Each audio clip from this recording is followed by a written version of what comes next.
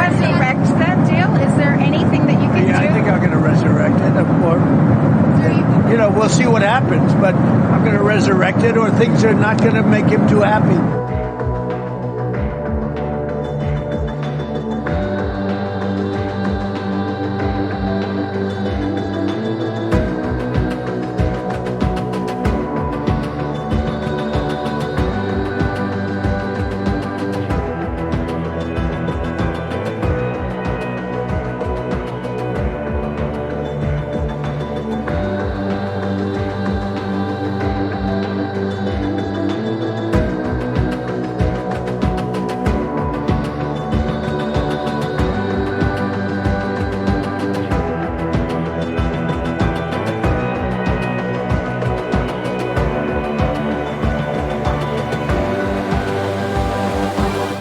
Look, it's time for elections. Haven't had an election in a long time. It's wonderful to say, we can't have an election, but it's time for elections. And it's also time to find out what happened with all the money, because he made the statement that half of it, he doesn't know where it is or something like that.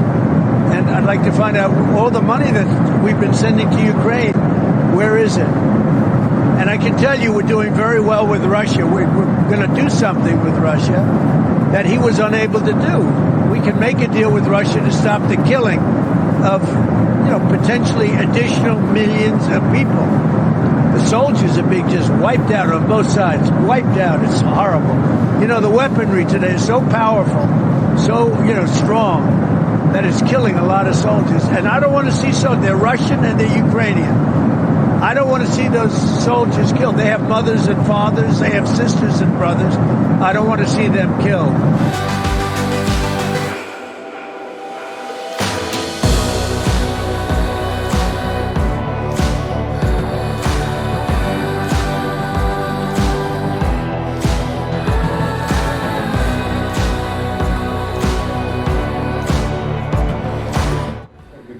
Ukrainian President Volodomyr Zelensky sat down with U.S. President Donald Trump's envoy for the conflict in Ukraine in Kyiv on Thursday, hoping to smooth over an unprecedented wartime rift between the once firm allies.